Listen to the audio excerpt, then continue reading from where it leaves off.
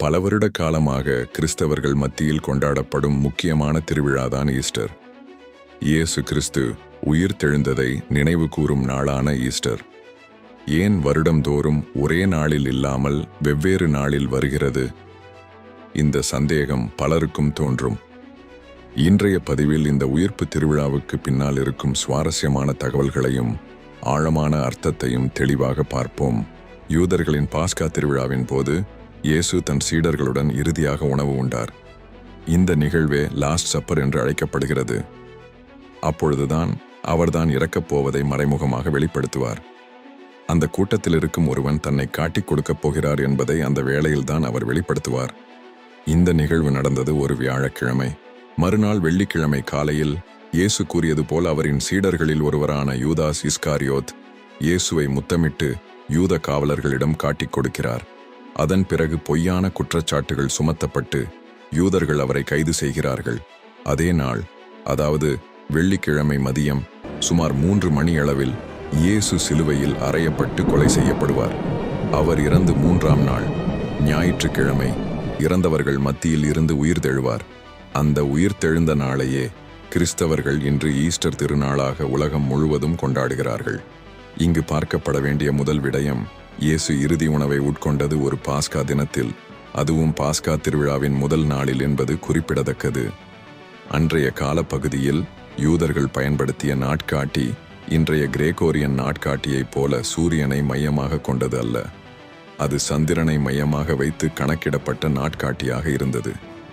அந்த கணக்குப்படி நிசான் மாதத்தின் 14ஆம் நாளில் பாஸ்கா திருவிழா கொண்டாடப்படும் வழக்கம் இருந்தது. சந்திரனை மையமாக கொண்ட நாட்காட்டி என்பதால் நிசான் மாதத்தின் 15ஆம் நாள் எப்போதும் பௌர்ணமி நாளாகவே வரும். பாஸ்கா என்பது எகிப்திய அடிமைத்தனத்திலிருந்து இஸ்ரவேல் விடுவிக்கப்பட்ட நாளை நினைவு கூறும் திருவிழா. அதனால் இந்த திருவிழா வசந்த காலத்தின் தொடக்கமான நிசான் மாதத்தில் கொண்டாடப்படுகிறது. இது இன்றைய காலத்தில் மார்ச் மாதம் 21ஆம் திகதியுடன் தொடர்புடையதாக பார்க்கப்படுகிறது. அறிவியல் ரீதியாக பார்க்கும்போது மார்ச் 21ஆம் திகதி சூரியன் பூமத்திய ரேகைக்கு நேர்மேலே இருக்கும். அந்த நாளில் உலகின் பெரும்பாலான பகுதிகளில் பகலும் இரவும் சுமார் 12 மணி நேரம் சமமாக இருக்கும். அதனாலேயே அந்த நாள் வசந்த காலத்தின் தொடக்கமாக கருதப்படுகிறது. இந்த அடிப்படையில்தான் மேற்கத்திய திருச்சபைகள் ஈஸ்டர் நாளை கணக்கிடுகின்றார்கள். மார்ச் 21ஆம் திகதி, அதாவது வசந்த காலம் தொடங்கிய பிறகு வரும் முதல் பௌர்ணமிக்கு பிறகு வரும் முதல் ஞாயிற்றுக்கிழமையே உயிர்ப்பின் திருவிழாவாக கொண்டாடப்படுகிறது. இதனால்தான் ஒவ்வொரு வருடமும் ஒரே நாளில் இல்லாமல் பௌர்ணமி நாளை பொறுத்து ஈஸ்டர் திகதியும் மாறுபடுகிறது. மேற்கத்திய திருச்சபையின் இந்த முறையில் வார நாட்களும் முக்கியத்துவம் பெறுகின்றன. இயேசு இறுதி உணவு அருந்திய வியாழக்கிழமை புனித வியாழன், அவர் சிலுவையில் அறையப்பட்ட வெள்ளிக்கிழமை புனித வெள்ளி, அவர் உயிர்த்தெழுந்த ஞாயிற்றுக்கிழமை உயிர்ப்பின் ஞாயிறு என்று அனுஷ்டிக்கப்படுகிறது. ஆனால் கிழக்கு திருச்சபைகள், குறிப்பாக ஆர்த்தடாக்ஸ் திருச்சபைகள், ஜூலியன் நாட்காட்டியை பின்பற்றுகின்றன. அவர்கள் ஈஸ்டரை பொதுவாக மேற்கத்திய திருச்சபைகளைக் காட்டிலும் பிந்தியே கொண்டாடுவார்கள். இன்று நாம் பயன்படுத்தும் கிரேகோரியன் நாட்காட்டி ஜூலியன் நாட்காட்டியை விட சுமார் 13 நாட்கள் முன்னிலையில் உள்ளது. உதாரணமாக, நமக்கு மார்ச் 21ஆம் திகதி என்றால் ஜூலியன் நாட்காட்டி படி அது ஏப்ரல் 3ஆம் திகதியாக வரும்.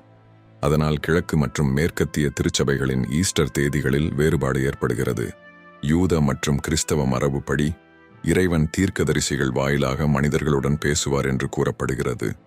இதற்கமைய யூதர்களின் புனித நூலான தோராவில் பல விடயங்கள் தீர்க்க தரிசனமாக கூறப்பட்டும் இருக்கிறது.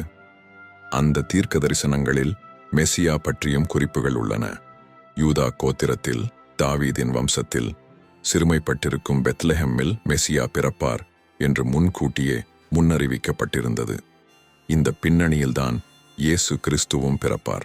இருந்தபோதிலும் யூதர்கள் அவரை மெசியாவாக ஏற்கவில்லை. காரணம், அவர்கள் எதிர்பார்த்திருந்த மெசியா ஒரு அரசியல் சக்தி வாய்ந்த ராஜாவாக இருக்க வேண்டும் என்று. அவர் வந்தால் ரோம பேரரசின் ஆட்சியிலிருந்து விடுதலை கிடைக்கும், போர்கள் நிற்கும், உலகில் அமைதியும் சமாதானமும் நிலவும், இஸ்ரவேல் மீண்டும் மகிமை பெறும் என்ற எதிர்பார்ப்பு அவர்களிடம் இருந்தது. ஆனால் அதற்கு மாறாக அன்பையும் மன்னிப்பையும் போதித்தார் இயேசு. ஒருவர் ஒரு கன்னத்தில் அடித்தால் மறு கன்னத்தையும் காட்டுங்கள் என்று அமைதியின் வழியை எடுத்துரைத்தார். இந்த போதனைகள் அரசியல் விடுதலைக்காக காத்திருந்தவர்களின் எதிர்பார்ப்புக்கு முரணாக இருந்ததால் அவரை மெசியாவாக ஏற்க அவர்கள் தயங்கினார்கள். இருந்தும் அதே புனித நூலான தோராவில் இயேசு படப்போகும் பாடுகளையும் அவர் சிந்தப்போகும் இரத்தங்களையும் பற்றி தெளிவாக குறிப்பிடப்பட்டிருந்தது. அந்த வார்த்தைகள் புக் ஆஃப் இசாயா என்னும் தீர்க்கதரிசன நூலில் இயேசு பிறப்பதற்கு பல 100 ஆண்டுகளுக்கு முன்பே எழுதப்பட்டிருந்தது. ஆண்டவர் முன்னிலையில் அவர் வளர்ந்தார். நாம் பார்ப்பதற்கேற்ற அமைப்போ அவருக்கில்லை. நாம் விரும்பத்தக்க தோற்றமும் அவருக்கில்லை. அவர் இகழப்பட்டார், மனிதரால் புறக்கணிக்கப்பட்டார், அவர் இழிவுபடுத்தப்பட்டார். அவரை நாம் மதிக்கவில்லை. மெய்யாகவே அவர் நம் பிணிகளை தாங்கிக் கொண்டார், நம் துன்பங்களை சுமந்து கொண்டார். அவரோ நம் குற்றங்களுக்காக காயமடைந்தார், நம் தீச்செயல்களுக்காக நொறுக்கப்பட்டார். நமக்கு நிறைவாழ்வை அளிக்க அவர் தண்டிக்கப்பட்டார். அவர் தம் காயங்களால் நாம் குணமடைகின்றோம். ஆண்டவரோ நம் அனைவரின் தீச்செயல்களையும் அவர் மேல் சுமத்தினார். அவர் ஒடுக்கப்பட்டார், சிறுமைப்படுத்தப்பட்டார். ஆயினும் அவர் தம் வாயை திறக்கவில்லை. அடிப்பதற்கு இழுத்துச் செல்லப்பட்ட ஆட்டுக்குட்டி போலும் உரோமம், கத்தரிப்போர் முன்னிலையில் கத்தாத செம்மறி போலும் அவர் தம் வாயை திறவாதிருந்தார். அவர் கைது செய்யப்பட்டு தீர்ப்பிடப்பட்டு இழுத்துச் செல்லப்பட்டார். அவருக்கு நேர்ந்ததை பற்றி அக்கறை கொண்டவர் யார்? ஏனெனில் வாழ்வோர் உலகினின்று அவர் அகற்றப்பட்டார். என் மக்களின் குற்றத்தை முன்னிட்டு கொலையுண்டார்.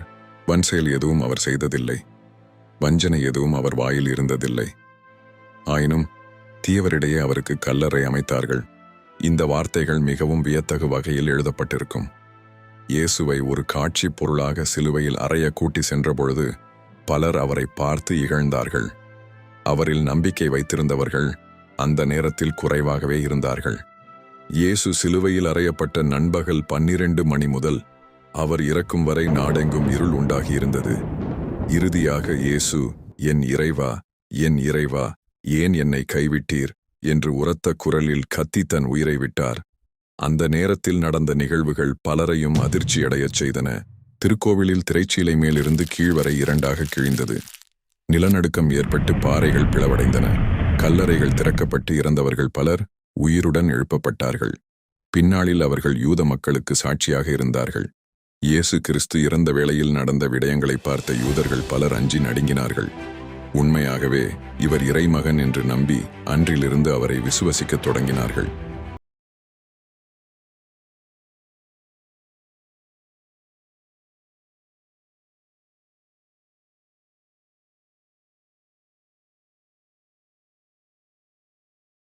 தீர்க்க தரிசனங்களாக முன்கூட்டியே கூறப்பட்ட நிகழ்வுகள் இயேசு கிறிஸ்துவின் வாழ்க்கையிலும் துன்பங்களிலும் சிலுவை பாட்டிலும் நிறைவேறினதாக கிறிஸ்தவ மரபு கூறுகிறது.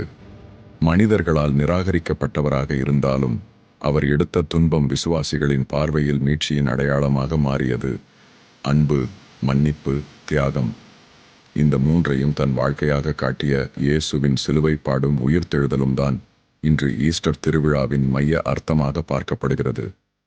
ஒவ்வொரு ஆண்டும் தேதி மாறினாலும் இந்த நாளின் முக்கியத்துவம் மாறுவதில்லை.